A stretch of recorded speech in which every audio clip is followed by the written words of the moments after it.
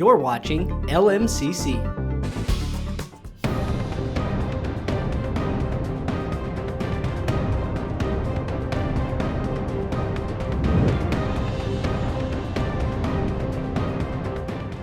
Hi, I'm Kellie Murphy-Ringate, Fire Marshal and Public Educator for the Excelsior Fire District, and welcome to First Responder TV, your local public safety source, featuring training exercises, safety tips, and much more. Here's what's coming up on First Responder TV. I will talk with Gabriel and Gigi Jabbour from Minnetonka Marina about electric shock drowning, also known as ESD. Scam Alert will give you an update on scams that have been targeting citizens in the lake area. From the Vault, we'll revisit informative First Responder TV segments from the past.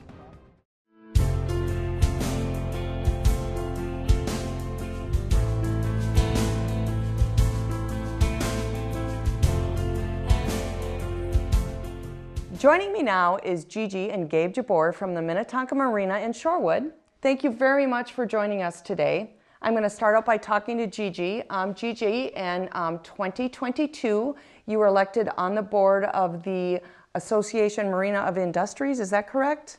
Yes. Also known as AMI.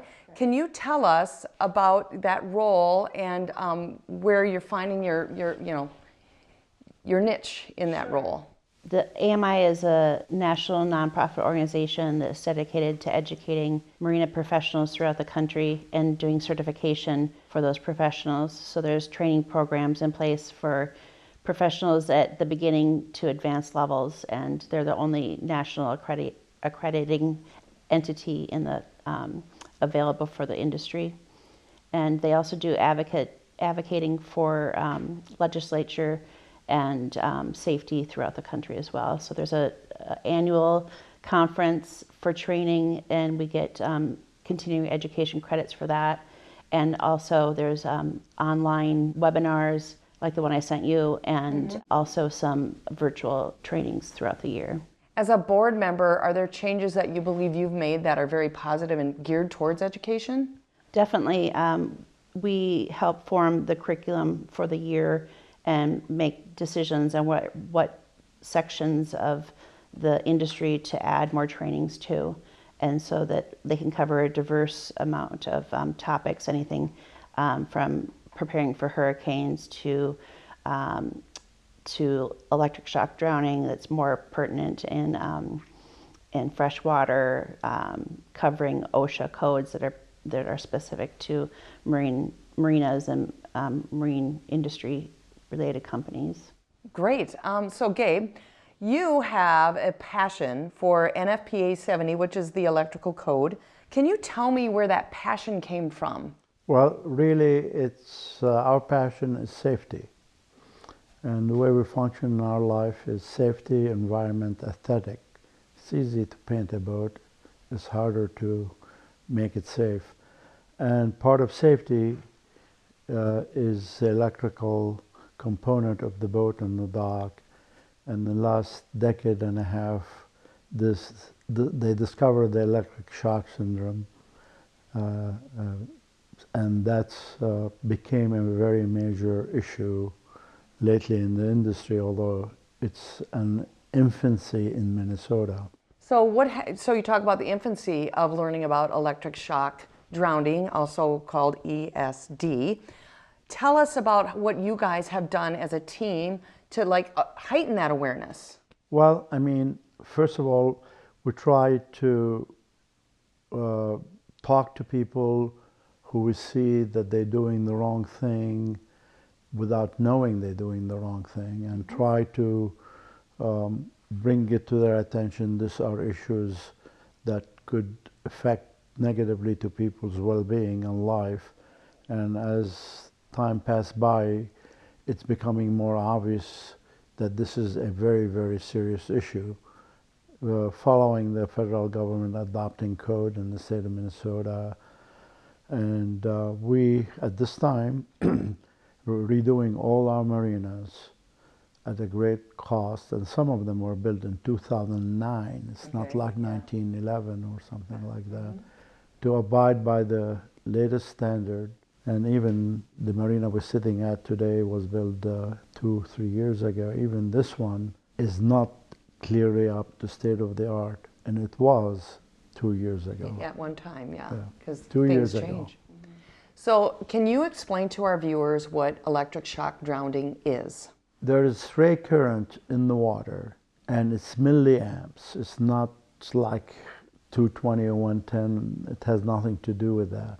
At the low dose of it, it paralyzes your muscle. At a higher dose of it, it'll stop your heart from beating. The sad part about it is even the law enforcement and the medical examiner and all of those guys are not aware of it.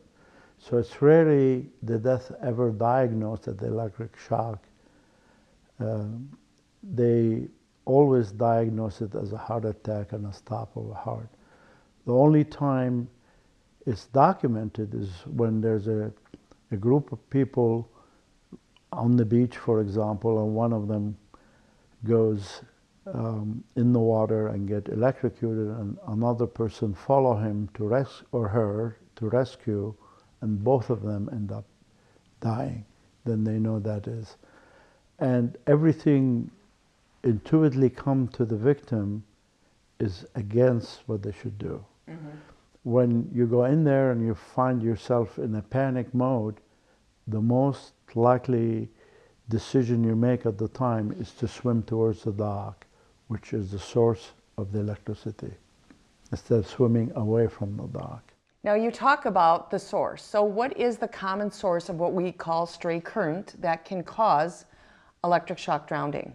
100 places. First, a miswired boat, shortcut in wiring. Even yachts are like that. When you mix wire like the neutral and the ground is usually grounded to the water. You are returning current through the water. If you have an irrigation pump, there are a lot of people uses well submersible pump for irrigation. That's directly wired to it. If you have your wire dangled in the water on the way to your boat, and the muskrat put a nick in it, as you know, that happened a lot. That's a source. I mean, if you have one of those aeration pump to push the weed, that's becoming the in thing to do, and you have your kids swimming next to it, that's a source. Even if you have an electric cord on the dock that is nicked, and the dock has steel, and it's transferring through that steel to the water, that's a source. So Gigi, is it just in lakes that this can happen, or is it any body of water, including the spa at your house? Sure, it could happen in any body of water, but the marinas are a more high-risk environment and also private homes on the lake. And it's more of a concern in freshwater because electricity likes to take the path of least resistance, and the body is a better conductor of electricity than freshwater is, where salt water is a better conductor of electricity than the human body or an animal would be. So when you talk about the conductor, you're talking about human beings and animals. Yeah. Okay. What are the sources of electricity at marinas and boatyards and docks that can be dangerous and cause those stray currents? The shore power, the boats themselves, the lighting, gas pumps, just about anything that has power to it. Submersible pump that moving weeds are going to be your worst possible scenario. And water irrigation. Okay, so we've talked about, basically what it is and what causes those stray currents, and that marinas and your private home can be the dangerous spots. But I jump in the water. How does somebody know that there is a stray current in the water? What's those first signs? Just like any drowning where they're flailing and struggling to keep their head above water. It will look like a typical drowning situation until the electric current paralyzes the muscles, and then they might go underwater. And so the risk is, they'll have the instinct to swim towards the dock, and then people watching will have the instinct to jump in to help. And what really should be done is the person that's on land should go and hit the breaker, turn the breakers off. And when we have installed emergency shut-off switches at our new docks. So a good piece of advice for people would be when you're on the docks, identify where that is, right? But first of all, you shouldn't be swimming around marina docks. You shouldn't be swimming around places that have that power.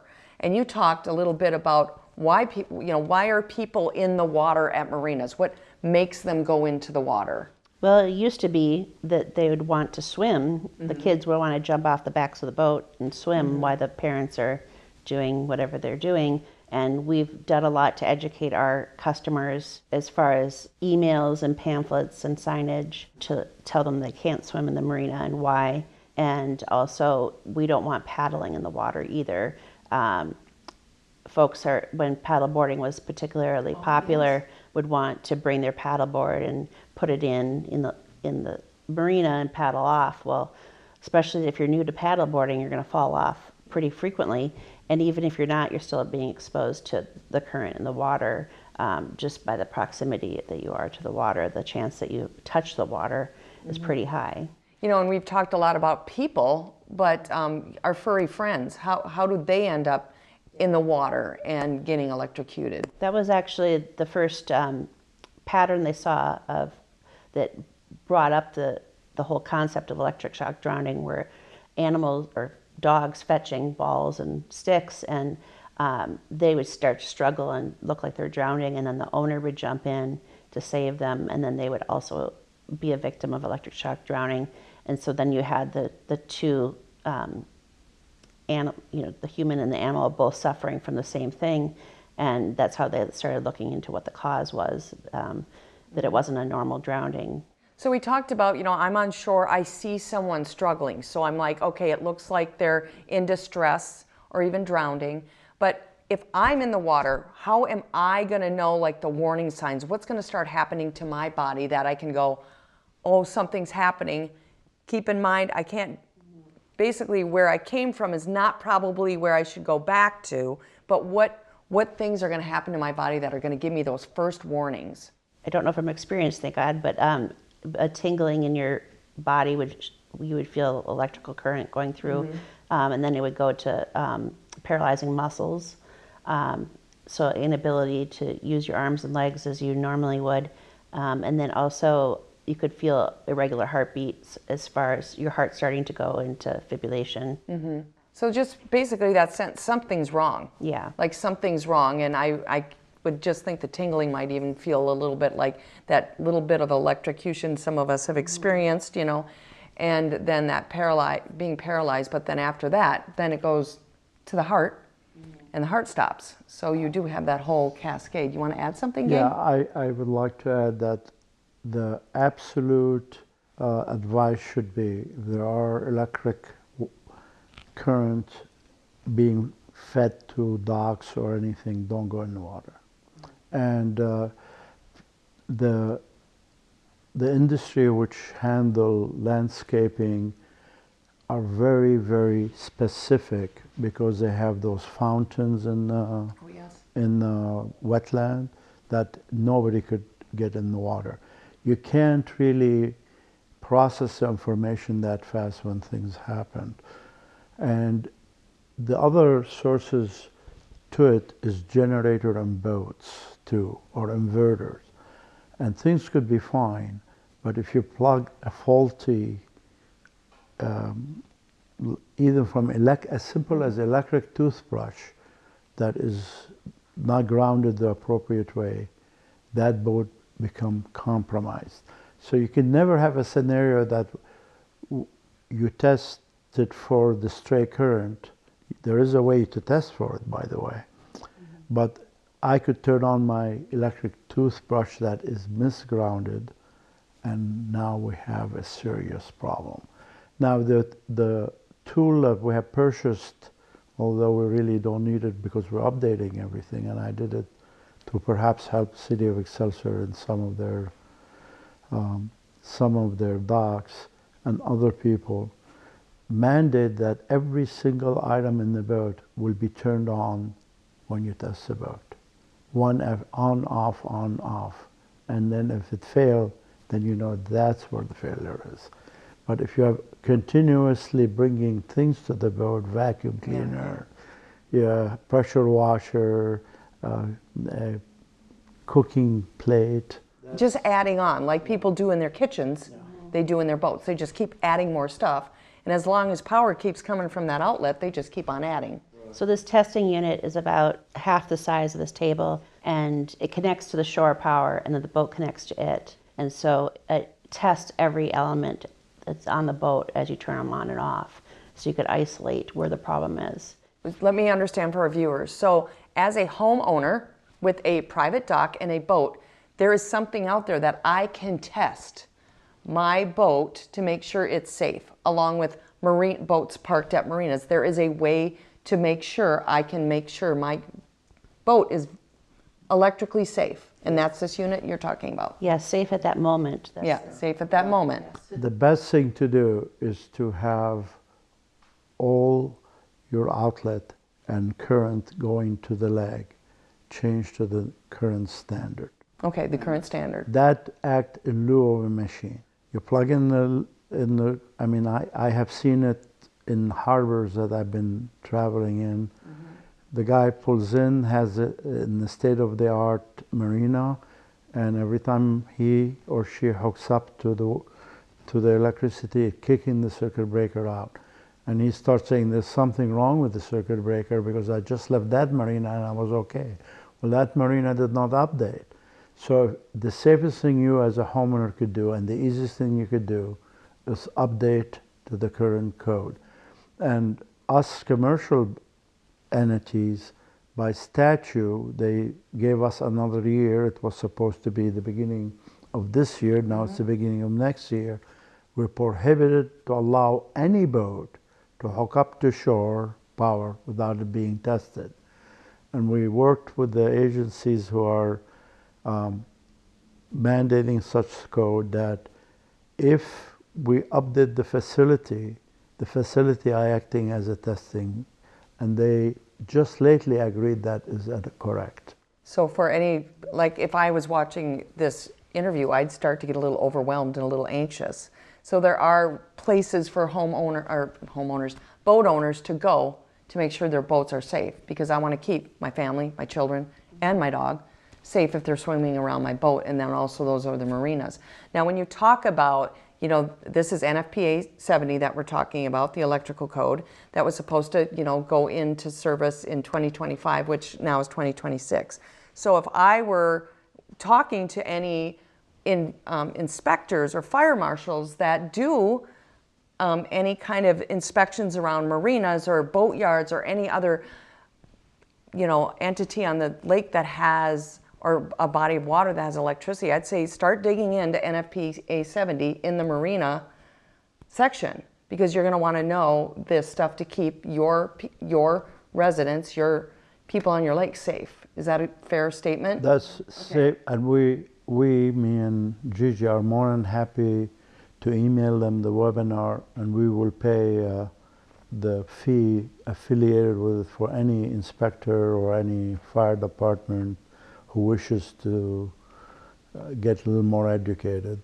So a lot of our people that are watching are fire departments that are on Lake Minnetonka. So Gabe just gave a great offer. There is a webinar just on NFPA 70 and the new changes coming around, and it's a really good webinar, and it talks to you about how to, you know, what to look for, and I thought it very helpful. So take Gabe up on his offer, definitely. Yeah, just call us or email us at Minnetonka Marina. We'll make sure you get a copy of it, and we will be happy to reimburse the association for the use of it. So we've covered a lot. Is there anything we've missed that you want to talk more about, Gigi or Gabe? I think it's important to note that a lot of the electrical issues in boats are from repairs being done by it, not someone that should be doing the repairs, and using parts that aren't meant for boats. Oh, okay. The electrical components for boats are not the same as electrical components for cars or houses, and that seems to be one of the reoccurring problems in boat fires. You know, and I'm sure that would contribute to a good portion of the stray current issues as well. I think we'll be seeing, when we test the boats before they plug in, a fair amount of those issues coming up. And so what you want to look for is a ABYC certified marine mechanic that has electrical certification from ABYC. And most of the marinas employ a mechanic with those credentials, or no? Oh, good to know. Because that, as a boat owner, I keep on saying homeowner, I would go to the marina and ask their mechanic with that assumption made. Yeah. Yeah, let me share one more thing with you. The last 3 boats that I retrieved that burned down and sunk, they were 100% electrical. And this is going to be very surprising to you, 100% were stereo wiring. Well, the The do-it-yourselfer. The new stereo are hooked up and draw 80 or 100 amps. And with the wires running in tight quarters, they act like a heating element. Yep. And they'll end up becoming a frying pan. Very good. So anything else? We'd like to thank you for your care. We'd like to thank Minnetonka Cable Commission for doing this. And we are here on Minnetonka to enjoy ourselves and do it in a fashion that's safe for us and our children. Well, thank you very much for taking time out of what I know is a busy day. Thank you. We said we'd never break the 3-second rule. Never do that. And never become a minivan mom. Hey, Chris. As parents, we say never a lot, but never happens.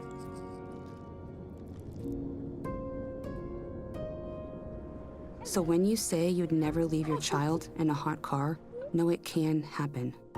Before you leave the car, always stop, look, lock.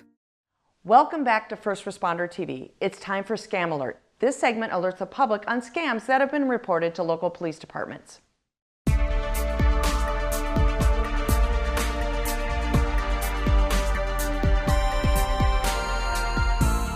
A brushing scam is when a person receives a package containing unsolicited merchandise which was not ordered or requested. The package is usually addressed to you or a family member with no return address. The sender of the items is usually an international, third-party seller who's obtained the recipient's address online.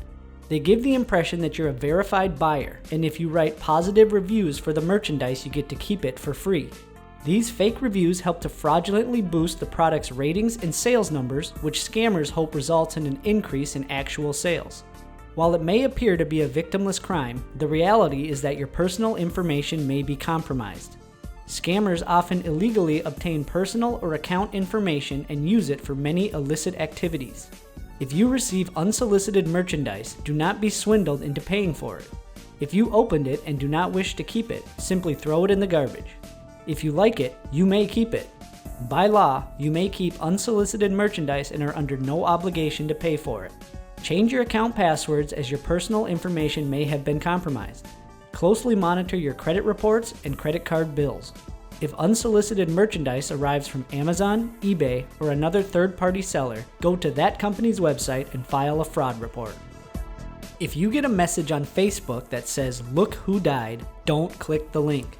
It's a Facebook phishing scam that aims to steal your login credentials or install malware on your device.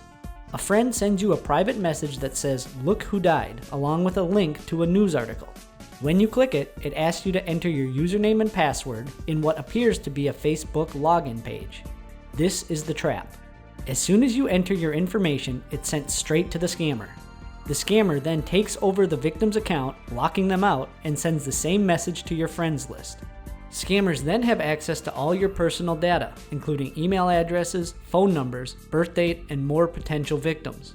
The stolen data can be used to break into non-Facebook accounts or sold on the dark web.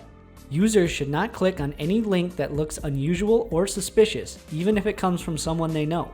If you've fallen victim to a phishing scam, change your password immediately to avoid being locked out of the account. Once that's done, report the message to Facebook. Check your security settings and log out of any devices or locations you don't recognize. Make sure that no unfamiliar email addresses have been added to your account. Finally, turn on two-factor authentication and scan your computer or device with antivirus software. The Wright County Sheriff's Office is warning residents about phone scams impersonating law enforcement and using the threat of arrest warrants to fraudulently obtain money from innocent victims. The scam caller tells the person there's a warrant for their arrest. The reason for the warrant could be a traffic violation, missed jury duty, failure to pay income tax to the IRS, or some other minor infraction. The scammer then tells the potential victim they need to surrender themselves to the sheriff's office for arrest, or they may pay a reduced payment of the fine to settle the warrant. The scammer provides instructions on how the payment should be submitted, usually through a gift card or other similar payment method. They've been known to manipulate caller ID to make the number appear to come from local law enforcement. Although the Wright County Sheriff's Office will sometimes make calls during an investigation, they will never ask for payment over the phone or offer to negotiate a reduced payment to avoid arrest. Anyone who has been a victim of this scam or who receives such a call should try to take down as much information as possible. Then, immediately contact the Wright County Sheriff's Office at 763-682-1162. Hear that? That's the sound of your life. But every time you drive after drinking, the music gets drowned out. Buzz driving is drunk driving. Coming up, here's a First Responder TV segment from the vault.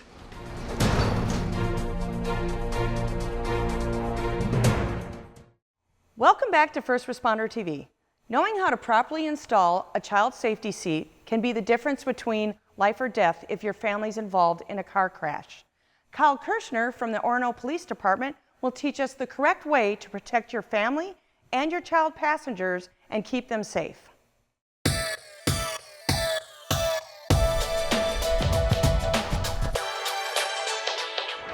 Hi, my name is Kyle Kirshner. I'm the Community Service Officer with the Orono Police Department, serving the communities of Orono, Minnetonka Beach, Spring Park, and Mound. Today we're going to be talking about some important information regarding child safety restraint systems. There are a lot of different choices when it comes to child car seats. You need to understand what your needs are at the time of your child's life. Initially, you'll start out with an infant carrier. Many of them come with a detachable base and are designed to be rear-facing only. After you've reached the height and weight limitations of the infant carrier, you'll end up moving on to a forward and rear-facing convertible car seat. This allows the car seat to be rear-facing until the child reaches the proper height and weight limits to be considered safe for them to be turned facing forward.